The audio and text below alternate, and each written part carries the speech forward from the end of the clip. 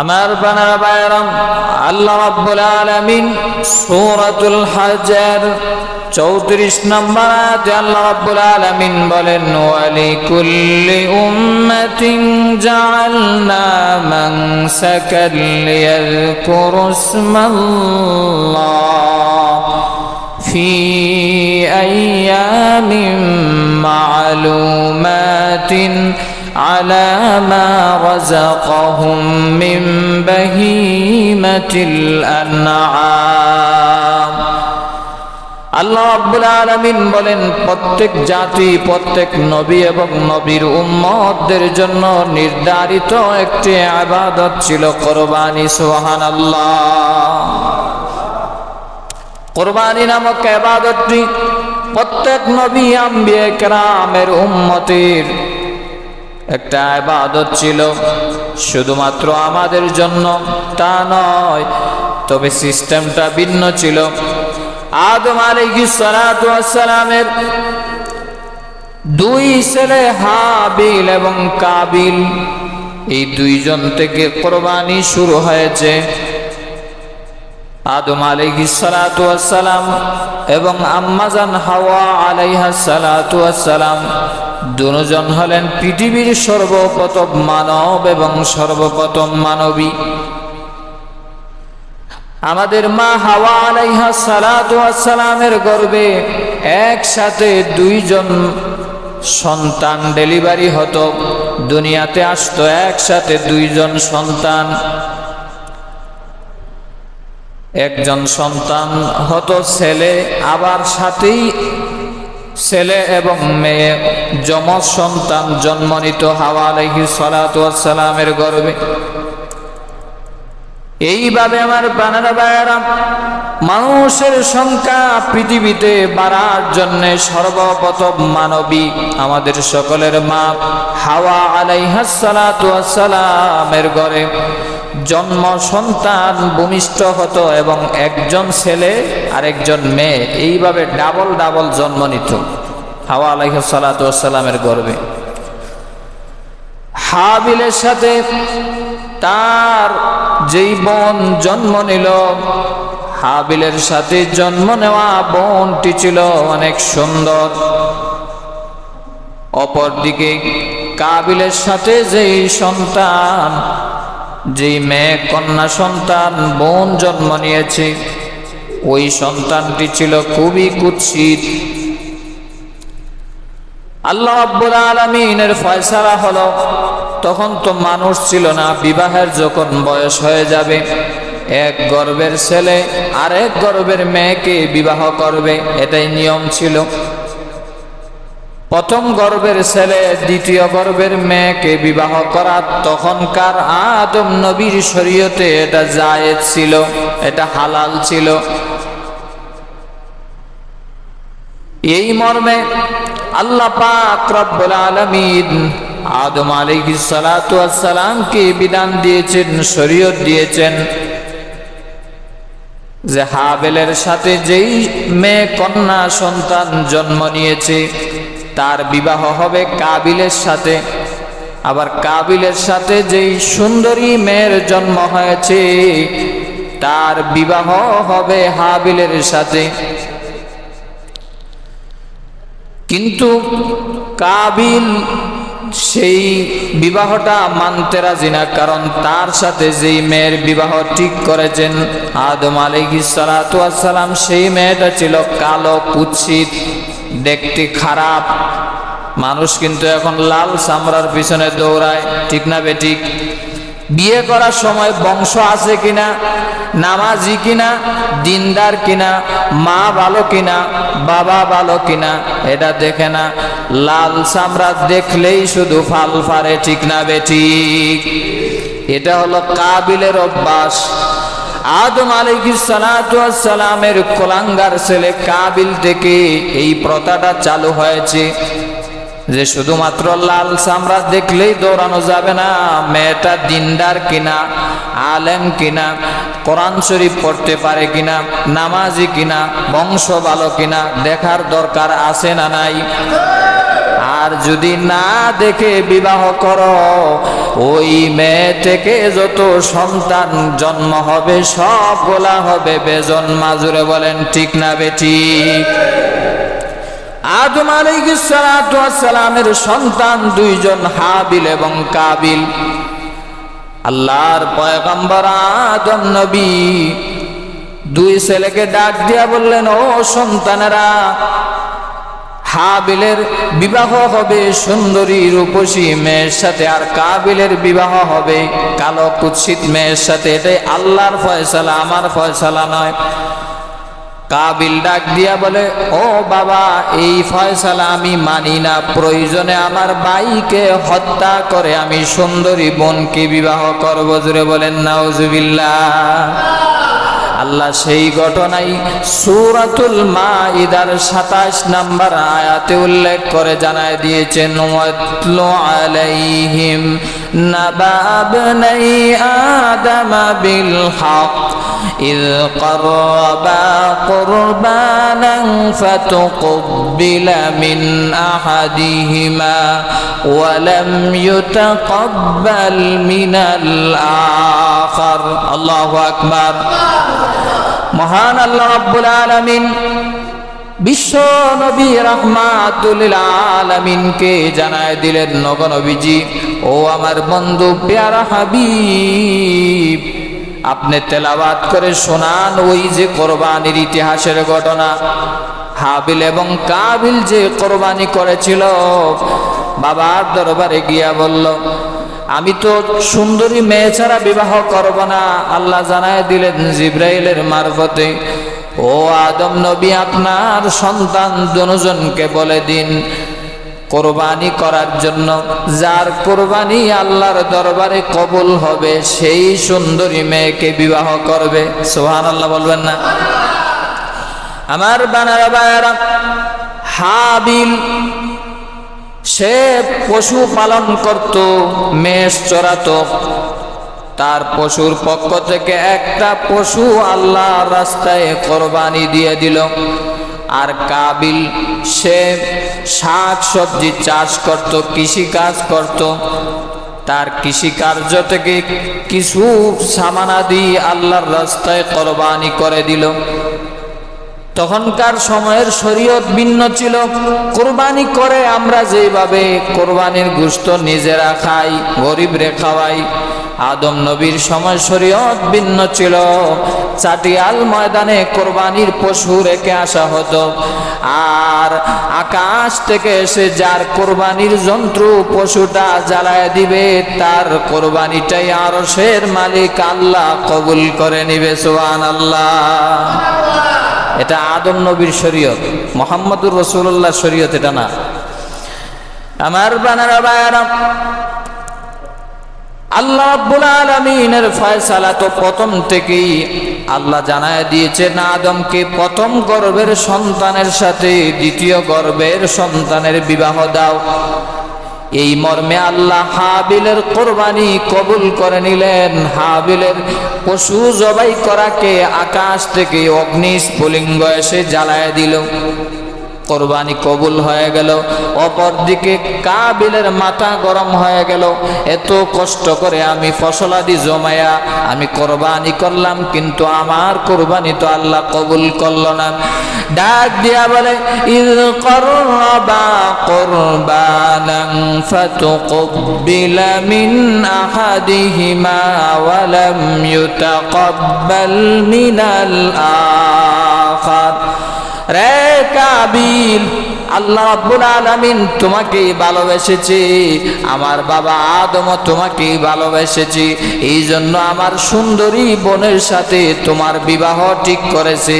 এই আইন আমি মানি না, আসো এইদিকে আসো, আমি কাবিল তোমাকে নিজের হাতে হত্যা করব। নাউজুবিল্লাহ। বুদ্ধি দিতেছে মিস্টার ইবলিস। তখন সময় থেকে পৃথিবীতে সর্বপ্রথম হত্যা কার্য শুরু করে কাবিলে। এই জন্য হাদিস শরীফের ভিতরে এসেছে, পৃথিবীতে যত আকাম কুকাম হবে, হত্যা হবে, খারাপ কাজ হবে, এক ভাগ গুনাহ আদম নবীর ওই কুলাঙ্গার সন্তান কাবিল পাবে। কারণ তখন থেকেই শয়তানের ওয়াসওয়াসার মাধ্যমে স্টার্ট দিয়েছে কাবিল রে দিয়া। কাবিলে বলে, আমি কালো মেয়েকে বিয়ে করব না, সুন্দরী মেয়েকে বিবাহ করব, প্রয়োজনে তোমাকে আমি হত্যা করব। হাবিল কত সুন্দর উত্তর দিছে দেখেন। আমার বানারা ভাইরা, আদম আলাইহিস সালাতু ওয়াস সালামের প্রথম সন্তান হাবিল ডাক দিয়া বলে, ইন্নামা ইয়াতাকাব্বালুল্লাহু মিনাল মুত্তাকিন। ও ভাই কাবিল, তুমি আমাকে হত্যা করে কোনো লাভ হবে না, কারণ মহান আল্লাহ তো, আল্লাহ রাব্বুল আলামিন তো শুধুমাত্র তাকওয়াওয়ালা বান্দাদের কুরবানি আল্লাহ কবুল করেন, বাকি জোর জবরদস্তি করে আল্লাহর কাছে কেহ কুরবানি কবুল করাইতে পারবে না। অর্থাৎ তাকওয়াওয়ালা যারা, একমাত্র আল্লাহকে খুশি করার জন্যে যারা কুরবানি করবে, তাদের কুরবানি আল্লাহ কবুল করবেন। সুতরাং তুমি আমাকে হত্যা করিও না। তারপরেও কাবিল ভাইয়ের কথা ডিঙায়া নিজে নিজের ভাইকে সর্বপ্রথম পৃথিবীতে হত্যাকাণ্ড শুরু করেছে। জুড়ে বলেন নাউজুবিল্লাহ। এই হাবিল আর কাবিল দুই ভাইয়ের কুরবানি দ্বারা পৃথিবীতে সর্বপ্রথম কুরবানির সূচনা হয়েছে। সূরাতুল মাইদা আয়াত নাম্বার 27। আমার বানারা ভাইরা, এই ঘটনা থেকে বুঝতে পারলাম মহান আল্লাহ কিন্তু আমাদের পক্ষ থেকে গোশত পছন্দ করেন না। বিশাল গরু কোরবানি দিতে হবে, এটা আল্লাহর পছন্দ নয়। বিশাল উট দুম্বা কোরবানি দিতে হবে, এটা আল্লাহর পছন্দনীয় নয়। আল্লাহ রাব্বুল আলামিন চায় বান্দা আমার প্রতি কতটুকু ইখলাস আছে, কতটুকু তাকওয়া আছে। তাকওয়া যদি তাকে বান্দা লক্ষ টাকা দিয়া গরু জবাই না করে, কোরবানি না করে, যদি কিছু টাকা দিয়া একটা খাসি, একটা ছাগলও যদি কোরবানি দিতে পারে, আমি আল্লাহ রাব্বুল আলামিন তার এই হালাল কোরবানিটাকে কবুল করে নিব। সুবহানাল্লাহ। কোরবানির এক নাম্বার শিক্ষা হচ্ছে তাকওয়া। আজকাল তাকওয়া তো আমাদের সমাজে, আমাদের ভিতরে নাই।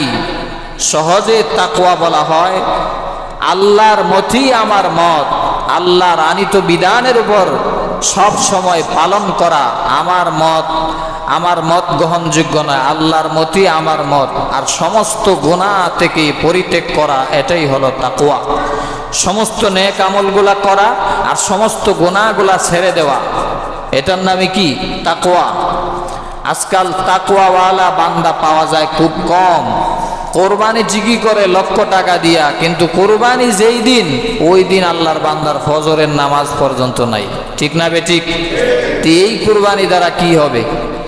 এই জন্য আল্লাহ রাব্বুল আলামিন কোরআনে কারীমের সূরাতুল হজ এর 37 নম্বর আয়াতে আল্লাহ জানায় দিলেন, লাইয়ানালাল্লাহ লুহুমুহা ওয়ালা দিমাউহা ওয়ালাকিন ইয়ানালুহুত তাকওয়া মিনকুম।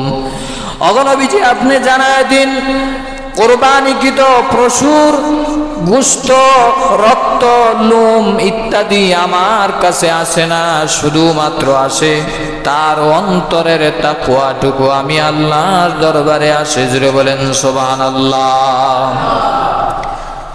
হযরত ওমর ফারুক রাদিয়াল্লাহু তাআলা আনহু একজন নবীজির বিখ্যাত সাহাবী। হযরত উবাই ইবনে কাবকে জিজ্ঞাসা করলেন, নবাই উবাই ইবনে কাব, তাকওয়া জিনিসটা কি? তাকওয়া জিনিসটা আমাকে একটু ব্যাখ্যা করে বুঝান। উবাই ইবনে কাব রাদিয়াল্লাহু তাআলা আনহু বলেন, ও ভাই ওমর, তাকওয়া হলো, আপনি কখনো কি এমন কোন জঙ্গল দিয়া গেছেন যেই জঙ্গল দিয়া সারা জঙ্গল শুধু কাঁটাযুক্ত জঙ্গল? ওমর রাদিয়াল্লাহু তাআলা আনহু বলেন, আমি গিয়েছি। উবাই ইবনে কাব বলেন, ও ভাই উমর, আপনি বিশাল জঙ্গল, কাঁটাযুক্ত জঙ্গলের ভিতর দিয়ে আপনি কিভাবে গেলেন? উমর রাদিয়াল্লাহু তাআলা আনহু বলেন, ও উবাই ইবনে কাব, আমার কাপড়গুলা এমন ভাবে আঁটো সাঁটো করে নিয়েছি যাতে করে কাঁটা আমার শরীরে না কেসতে পারে, এমন ভাবে আমি জঙ্গলের এপার থেকে সেপারে চলে গেছি। উবাই ইবনে কাব বলেন, এটাই হলো তাকওয়ার সিদ্ধান্ত। এই দুনিয়াটা হলো গুনাহের কাঁটা যুক্ত একটা জঙ্গল, চতুর্দিকে গুনাহ আর গুনাহ, সুদের গুনাহ, ঘুষের গুনাহ, হারামের গুনাহ, শুধু বেহায়াপনা, অশ্লীলতা, শুধুমাত্র গুনাহ আর গুনাহ। তামাম দুনিয়াতে আপনার জীবনে, আপনার লাইফে যতদিন হায়াত পাবেন, এই গুনাহ কাঁটা যুক্ত গুনাহ থেকে নিজেকে গুছায় নিয়ে যদি চলতে পারেন, আপনিই হলেন তাকওয়াওয়ালা মুত্তাকি বান্দা। জুড়ে বলেন আল্লাহু আকবার। কোরবানির আসল শিক্ষাই হলো মুত্তাকি হওয়া, তাকওয়াওয়ালা হওয়া। আল্লাহ রাব্বুল আলামিন সূরাতুল কাউসার, কোরআন শরীফের 114 খানা সূরার ভিতরে সর্বকনিষ্ঠ সূরা সূরাতুল কাউসারের 2 নম্বর আয়াতে আল্লাহ বলেন, ফাসাল্লি লিরাব্বিকা ওয়ানহার। অগণবিজি, আপনার রবের সন্তুষ্টির জন্য আপনি নামাজ আদায় করুন এবং কোরবানি করুন। ওয়ানহার, নহর করা, রক্ত প্রবাহিত করা, পশু জবাই করা, কোরবানি করা। এখানে কয়েকটা বিষয় বোঝার আছে। 1 নাম্বার হচ্ছে আল্লাহ বলেন ফাসাল্লি, কোরবানি করার আগে কি করতে হবে? নামাজ পড়তে হবে। যারা কোরবানি করেন, নামাজ পড়ার দরকার আছে না নাই? আগে কুরবানি না আগে নামাজ? আরো জোরে বলেন, কুরবানি আগে না নামাজ আগে? নামাজের খবর নাই, ওই কুরবানির কোনো দাম আল্লাহর কাছে নাই। জোরে বলেন ঠিক না বেঠিক? আল্লাহ শর্ত দিয়েছেন, নবীজি যদি হাউজে কাউসার পাইতে হয়, আপনার উম্মতকে যদি হাউজে কাউসারের পানি পান করাইতে হয়, 1 নাম্বার শর্ত ফাসাল্লি, নামাজ আদায় করুন। 2 নাম্বার ওয়ানহার, কোরবানি করুন। এই কোরবানি পশু জবাই করা, এর দ্বারা শুধুমাত্র গরু, ছাগল, ভেড়া, মহিষ, উট এগুলা জবাই করা নয়, আমাদের মনের ভিতরে যে পশুত্ব ভাব আছে, ভাইয়ে ভাইকে দেখতে পারে না, বোন বোনকে দেখতে পারে না, বাবা সন্তানকে দেখতে পারে না, আছে না নাই? পশুত্ব ভাব আছে না? আমরা তো জানোয়ারের চাইতে আমাদের পশু, আমাদের অন্তরটা আরো বেশি কঠিন হয়ে আছে, ঠিক না বেঠিক? আল্লাহ সূরা কাউসারের 2 নম্বর আয়াত দ্বারা বুঝাইতে চায়, পশু যে জবাই দিলা, এই পশু জবাইয়ের সাথে সাথে তোমার অন্তরের যত ময়লা আছে, আবর্জনা আছে, পশুত্ব যত ভাব আছে, সবগুলা কোরবানির পশুর সাথে তোমার অন্তরের সব পশুত্ব ভাবকেও জবাই করে যদি দিতে পারো, আল্লাহ তোমার কোরবানি সাথে সাথে মঞ্জুর করে দিবেন। জোরে বলেন সুবহানাল্লাহ। নবীজি বলেছেন, যেই কোরবানিটা করবা, কোরবানির প্রত্যেকটা পশমে পশমে আল্লাহ রাব্বুল আলামিন সওয়াব দিয়ে দিবে। জোরে বলেন সুবহানাল্লাহ। শুধু তাই না আমার ভাইয়েরা, কিয়ামতের কঠিন ময়দানে জান্নাতীরা যখন জান্নাতে যাবে, আল্লাহ রাব্বুল আলামিন কয়েকটা স্টেট কায়েম করবে। হাসর হবে, মিজান হবে, ফুলসিরাত হবে। এই ফুলসিরাতের ব্রিজটা হবে 30,000 বছরের রাস্তা। চুল হইতে চিকন হবে, কুর হইতে দাঁত। আমার উম্মত গুনাহগার কেমনে হবে পার? এইভাবে 10,000 বছর, সমানভাবে 10,000 বছর, নিম্নভাবে আবার 10,000 বছর, এইভাবে 30,000 বছরের রাস্তা হবে ফুলসিরাতের ব্রিজ। সাধারণ 3টা বাঁশ, 4টা বাঁশ, 5টা বাঁশ দিয়া সাঁকু বানায়, আছে না নাই? কি কয় আপনাদের এলাকায়? সাঁকু। ওই যে ব্রিজ না থাকলে যেগুলা দিয়া পার হয়, হাক্কানি কয়, হাক্কা বা সাঁকু যেটাই বলেন। তো এই বাঁশের ব্রিজ দিয়ে আমরা পার হইতে পারি না, ভয়ে কাঁপতে থাকে, অনেকে তো দাঁড়াই থাকে, পার হইতে পারে না। কিন্তু চুল হইতে চিকন হবে আর কুর হইতে দাঁড়, আর 30,000 বছরের রাস্তা পার হইতে হবে ফুলসিরাতের ব্রিজ। ফুলসিরাতের সেই পারে হলো জান্নাত আর নিচেই হলো জাহান্নাম। আমার বানারা ভাইরা, মায়ার নবীজি বিশ্ব নবী রাহমাতুল লিল আলামিন বলেন, একমাত্র মাওলা পাককে খুশি করার জন্য নিজের অর্থ সম্পদ থেকে যারা কোরবানি করবে, কোরবানিকৃত পশুর উপরে আল্লাহ কিয়ামতের দিন চড়াইয়া বিজলির ন্যায় 30,000 বছরের ফুলসিরাতের ব্রিজ আল্লাহ পার করায় দিবে। সুবহানাল্লাহ। কোরবানি করার দরকার আছে না নাই? কোরবানি করবেন। এক নাম্বার হচ্ছে যারা সামর্থ্যবান। আমি বর্তমান হিসাবে বলতেছি, আমি একটা বিবৃতিতে দেখলাম প্রায় 90,000 টাকার মতো যাদের কাছে 10ই জিলহজ কোরবানির দিন এবং কোরবানির পরের 2 দিন 3 দিন, এই 3টা দিন যাদের কাছে নগদ 90,000 টাকা ক্যাশ থাকবে তাদের উপরে কোরবানি ওয়াজিব। কত হাজার? 90,000। কি আপনাদের অনেকে এখানে বসা আছে 90 লাখেরও মালিক আছে না নাই? আরো জোরে বলেন, আছে না নাই? আবার এমনও আছে এক এক পরিবারে কয়েকজন সামর্থ্যবান আদায় করে, একজন বাকিরা গুস্ত খায়, কয় আদায় হয়ে গেছে, আদায় হয় নাই। এই জন্য শরীয়তের বিধান হচ্ছে যারা সামর্থ্যবান তারা সবাই কোরবানি দেওয়া লাগবে। এক একটা পরিবারে আপনার সন্তান যদি আলাদা সামর্থ্যবান হয়, আপনার সন্তানের পক্ষ থেকে আলাদা কোরবানি, আপনার পক্ষ থেকে আলাদা কোরবানি। আপনার স্ত্রী হোম মিনিস্টার, আপনার ওয়াইফ যদি হয় আলাদা সামর্থ্যবান, আপনার স্ত্রীর পক্ষ থেকে আলাদা কোরবানি। অর্থাৎ যারা সামর্থ্যবান, আকেল, বালেক, মুসলমান, প্রাপ্তবয়স্ক এবং প্রাপ্তবয়স্কা, তাদের পক্ষ থেকে কোরবানি করা ওয়াজিব। কোরবানি করা কি ওয়াজিব? তো এক নম্বর প্রশ্ন আমরা বুঝলাম কারা কোরবানি করতে হবে। এক নম্বর হচ্ছে মুসলমান, আকেল, জ্ঞান সম্পন্ন, পাগল হলে হবে না, জ্ঞান সম্পন্ন এবং প্রাপ্তবয়স্ক, সামর্থ্যবান, অর্থাৎ প্রায় 90,000 টাকা অথবা এর চাইতে বেশি। এই 3 দিনের ভিতরে 1 বছর অতিবাহিত হওয়া লাগবে না, 1 বছর অতিবাহিত হইতে হয় জাকাতের নেশাবে, হজের নেশাবে। শুধুমাত্র এই কোরবানির দিনগুলোর ভিতরে যারা এই টাকার মালিক হবে তারা একটা কোরবানি দিতে হবে। 1 নম্বর প্রশ্ন। 2 নম্বর প্রশ্ন হচ্ছে কোরবানি না দিয়া কেউ যদি টাকা দান করে দেয় কোরবানি হবে কিনা? কোরবানি না করে কোরবানির টাকা যদি কেউ দান করে তার কোরবানি হবে না। কারণ প্রত্যেকটা ইবাদত সিস্টেম অনুযায়ী আল্লাহ দিয়েছেন। কোরবানি নামক ইবাদতটা হচ্ছে, এটা কোরবানির পশু জবাই করলে ইবাদতটা কবুল হবে, এছাড়া হবে না। অনেকে বন্যার সময় বা প্লাবনের সময় কোরবানির টাকা বিলাই দিয়েছে, দান করেছে। দান করা একটা ইবাদত, কোরবানি করা আরেকটা ইবাদত, দুটোটা একসাথে লাগাইলে হবে না। 3 নম্বর প্রশ্ন হচ্ছে যারা সামর্থ্যবান টাকার পরেও কোরবানি দিবে না তাদের কি হবে?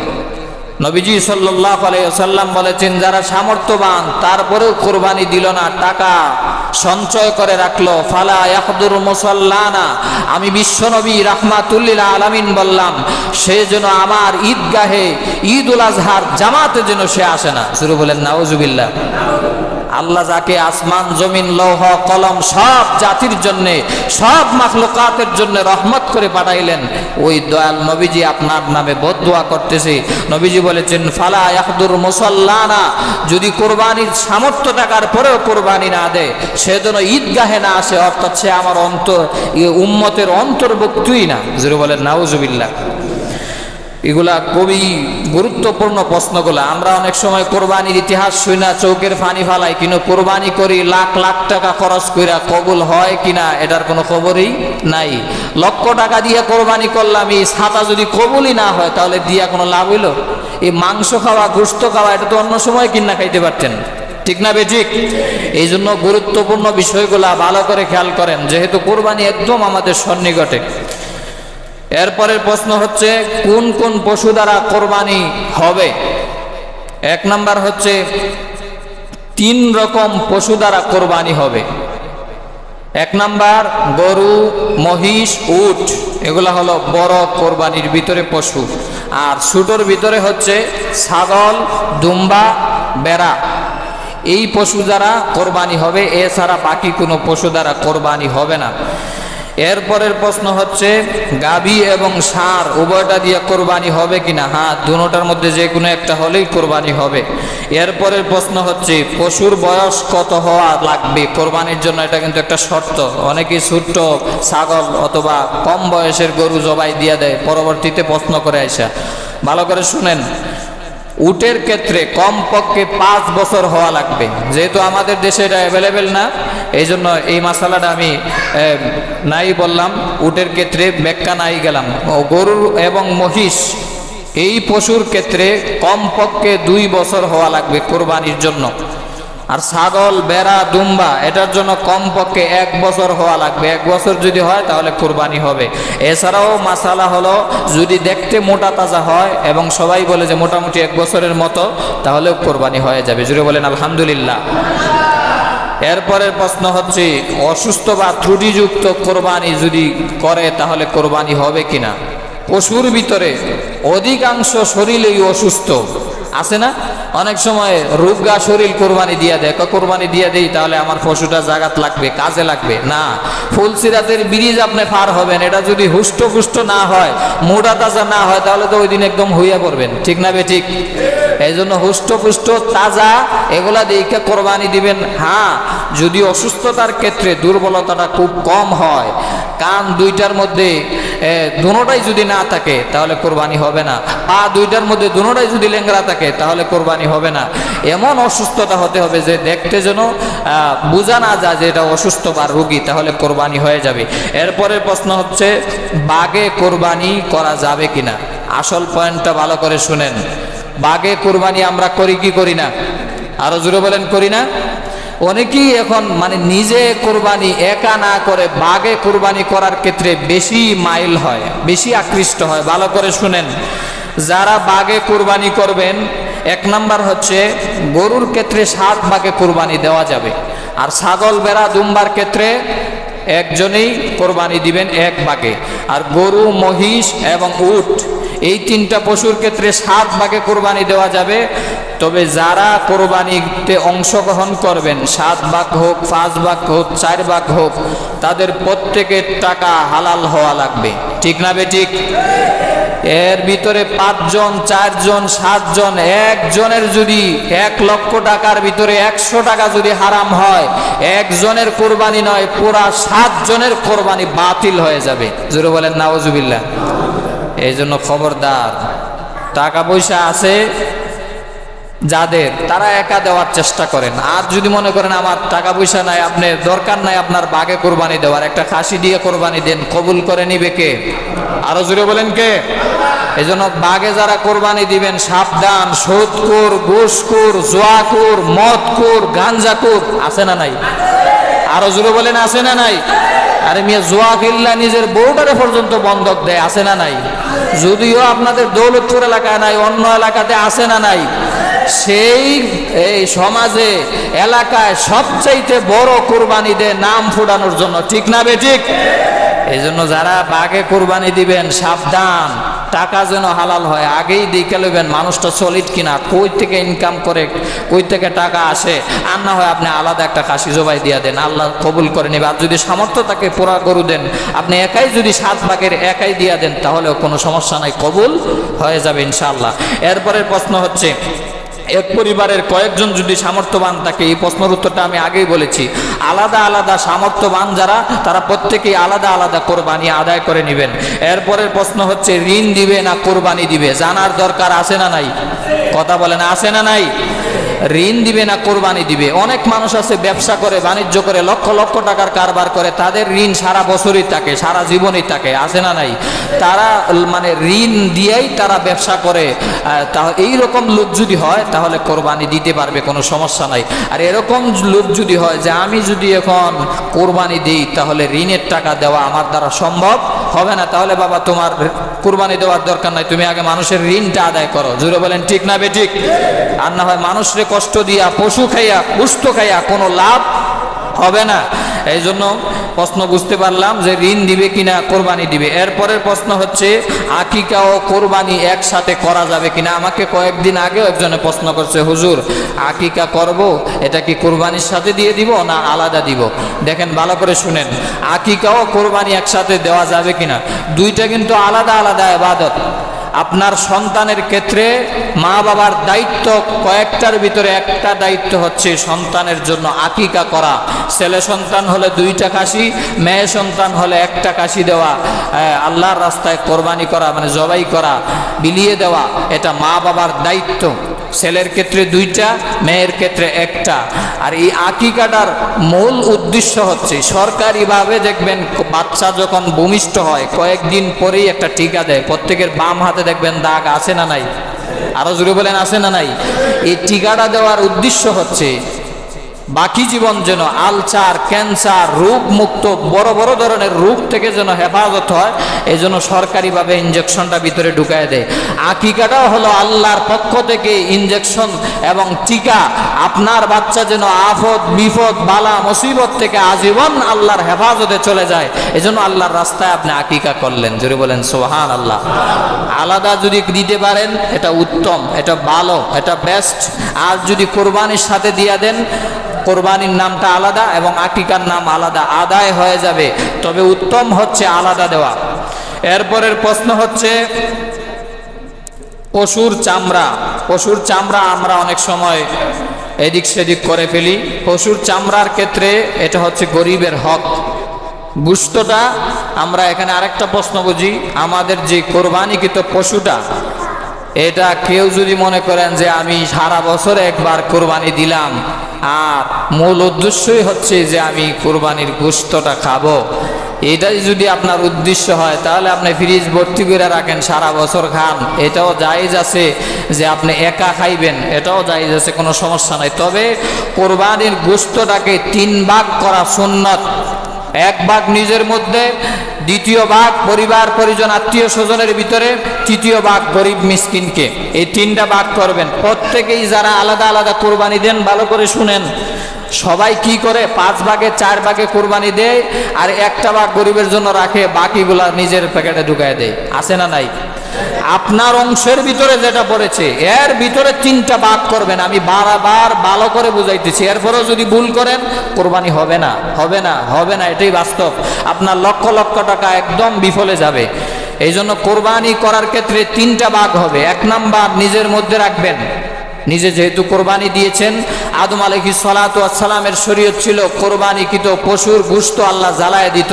কিন্তু নবীজি সাল্লাল্লাহু আলাইহি সাল্লাম ইব্রাহিম খলিলুল্লাহর সুন্নত হচ্ছে, অগণবীজি ইব্রাহিম খলিলুল্লাহ আপনার ছেলে ইসমাইলকে আমি চাই নাই, আমি চেয়েছি আপনার অন্তরটা আমার জন্য রেডি আছে কিনা পরীক্ষা দেওয়ার জন্য। আপনি প্রস্তুত হয়েছেন, এজন্য আপনার ছেলেকে আমি চাই না, বিনিময়ে আমি মেহমানদারি করার জন্য জান্নাত থেকে দুম্বা পাঠিয়ে দিলাম। জোরে বলেন আলহামদুলিল্লাহ। তো আল্লাহ ওই ইব্রাহিম খলিলুল্লাহর আমল থেকে নিয়ে উম্মতে মুহাম্মদীদের পর্যন্ত কোরবানিকৃত পশুকে আল্লাহ কোরবানির এই গোশতটা আমাদের জন্য হালাল করে দিয়েছেন। জোরে বলেন আলহামদুলিল্লাহ। এখন ভালো করে শুনেন, যদি কুরবানির পশুর গোশত যদি আমাদের জন্য হালাল না করতো, আদম আলাইহিস সালামের শরীয়ত যদি এই জামানায় থাকতো যে গরু জবাই দিলে বা ছাগল জবাই দিলে গোশত খাওয়া যাবে না, শরীয়ত নিষেধ, তাহলে দেখা যাইতো বাজার থেকে কে কত বড় গরু কিনে। ঠিক না বেঠিক? এ মালা পরিধান করায় আর বাজারকে বাজার, আমি লক্ষ টাকা দিয়া 3 লাখ 4 লাখ কোটি টাকা দিয়েও কোরবানি দেয়। ঢাকাতে গাবতলী বাজারের গরুর হাটে আমি নিজে দেখেছি 5 লক্ষ 10 লক্ষ 20 লক্ষ কোটি টাকা দিয়ে পর্যন্ত কোরবানি দিতেছে শুধুমাত্র নাম ফোটানোর জন্য। আর ভিতরে ভিতরে উদ্দেশ্য হচ্ছে সারা বছর ফ্রিজ ভর্তি গোশত থাকবে। ঠিক না বেঠিক? আরো জোরে বলেন ঠিক না বেঠিক? যারা তাকওয়াওয়ালা ইব্রাহিমী খলিলুল্লাহর এই আদর্শবান, যারা মুহাম্মদুর রাসূলুল্লাহ সাল্লাল্লাহু আলাইহি ওয়াসাল্লামের খাঁটি উম্মত, যারা প্রকৃতপক্ষে ইব্রাহিম খলিলুল্লাহর সুন্নত যারা আদায় করতে চায়, তাদেরকে ওই সময় চিনা যাইতো যে যদি আল্লাহ বলতো যে গোশতটা কিন্তু আসমান থেকে আগুনে জ্বালায় নিব, তখন দেখা যাইতো 5,000 টাকা দিয়ে 4,000 টাকা দিয়ে একটা খাসি জবাই দিয়ে দিত। ঠিক না বেঠিক? আরো জোরে বলেন ঠিক না বেঠিক? কইবেন হুজুর কেমনে করলেন? এটারও উদাহরণ আছে। যেমন মনে করেন মান্নত করছে, আমার যদি ছেলে হয়, আমার যদি মেয়ে হয়, তাহলে একটা খাসি জবাই দিমু অনেক দাম দিয়া, অথবা গরু জবাই দিমু। শেষ পর্যন্ত দেখা যায় 2000-3000 টাকা দিয়া মান্নতের খাসি দিয়া দেয়। ঠিক না বেঠিক? এটারেও মনে করতো একটা বুঝা। এই জন্য যদি গোশতটা আমাদের জন্য হারাম হইতো, কিন্তু আল্লাহ পাক রব্বুল আলামিন গোশতটা আমাদের জন্য হালাল করে দিয়েছেন, এতে আমরা খুশি না বেজার? আরো জোরে বলেন, খুশি না বেজার?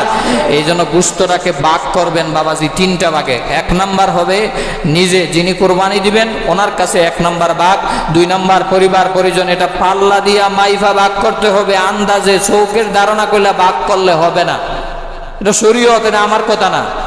1 নম্বরে নিজের মধ্যে, 2 নম্বরে পরিবার পরিজন, 3 নম্বরে গরিব অসহায়। এখন গরিব অসহায় কোরবানির দিন বেলা 1টা-2টা পর্যন্ত গেইটে দাঁড়ায় থাকে ব্যাগ নিয়া, 1টা-2টা করে 2 তলার থেকে 3 তলার থেকে 5 তলার থেকে ঢাকার অলিতে গলিতে উড়ায় মারে। এটা কি কোরবানি দিল না মস্কারি করলো? কথা বলে না। কোরবানি দিল না মস্কারি করলো? গরিব অসহায় এদের মুখে হাসি ফোটানোর জন্যই ঈদ উল ফিতর, এদের মুখে হাসি ফোটানোর জন্যই ঈদ উল আজহা। জুড়ে বলেন ঠিক না বেঠিক? কোরবানির 1 নাম্বার শিক্ষা হচ্ছে আপনার ভিতরে আল্লাহর ভয় আছে কিনা, নামাজ পড়েন কিনা, সুন্নত মানেন কিনা, তারপরে আপনার কোরবানি কবুল। আরে মিয়া, কোরবানির দিন ফজরের নামাজি খবর নাই, আপনার কিসের কোরবানি? ঠিক না বেঠিক? আর গরিব অসহায়ের মুখে তালা দিয়া, গরিব অসহায়ের কোনো খবরই নাই। ওই নিজের বোন আসে, বোনকে গোশত দেওয়ার কোনো খবরই নেই। ভাই আসে, ভাইকে খবরই নাই। আত্মীয় স্বজন পাড়া প্রতিবেশী কাঁদতেছে আশপাশে, তারা সারা বছরও গোশত খাইতে পারে না। মনে মনে ভাবতেছে আমার প্রতিবেশী যেহেতু গরু জবাই দিয়েছে, আমি হয়তো না হয় বেশি না পাই, একটা তরকারি গোশত হয়তো পাবো। কিন্তু বেলা 1টা, 2টা, 3টা পর্যন্ত গেইটে দাঁড়ায় থাকে, 1টা, 2টা, 3টা কইরা 1 টুকরা 2 টুকরা গোশত কইরা এইভাবে নবাবজাদা সিরাজউদ্দৌলা 3 তলা 4 তলায় উইটা বিলাইতে আছে। নাউজুবিল্লাহ আছে না নাই? এরকম বাটফারি সিডারি কর্নেওয়ালা কোরবানির দাতা আছে না নাই? আরো জোরে বলেন আছে না নাই? কিছু সিডিংবাজ লোক আছে, ভালো করে শুনেন, কথাগুলো খারাপ লাগলেও বাস্তব কথা। মসজিদের নামে 10,000 20,000 টাকা লাগায় নাম ফোটানোর জন্য, দেওয়ার বেলা কোনো খবর নাই। আওয়াজ কমে গেছে, আছে না নাই? এরকম সিডিংবাজ মুসলমান আছে না নাই? মসজিদের নামে, মাহফিলে, ঈদগাহে, মাদ্রাসার নামে 10,000 20,000 নারায়ে তাকবীর, মারহাবা, মাশাআল্লাহ, এরপরে দেওয়ার বেলায় 1 বছর 2 বছর কমিটি কানতে কানতে ফাও ধরেও পায় না। ঠিক না বেঠিক? কোরবানি দাতা এরকম কাজ করলে হবে না। আপনি নিজে আপনার পরিবারের কাছে নিয়ে দিয়ে আসতে হবে, আপনি নিজে আপনার গরিব অসহায়ের পাশে দিয়ে আসতে হবে, তাহলেই আপনার কোরবানি আল্লাহর দরবারে কবুল হবে। জোরে বলেন সুবহানাল্লাহ। আল্লাহ পাক রব্বুল আলামিন আমরা যারা কোরবানি দেওয়ার ইচ্ছা করেছি, নিয়ত করেছি, আমাদের সবাইকে যেন আল্লাহ কোরবানি করার সঠিকভাবে কোরবানি যেন আমরা আদায় করতে পারি। আগামী জুমায় ইব্রাহিম খলিলুল্লাহ তার ছেলে ইসমাইল আলাইহিস সালাতু ওয়াস সালামকে কিভাবে কোরবানি দেওয়ার জন্য প্রস্তুত হয়েছিলেন, সেই ঘটনা জানার দরকার আছে না নাই? আরো জোরে বলেন আছে না নাই? সেই ঘটনা এবং কোরবানির আলো অসম্পূর্ণ আলোচনা আগামী জুমায় হবে, ঈদের মাঠে হবে ইনশাআল্লাহ। সকলে ইনশাআল্লাহ আগামী জুমাতে আগে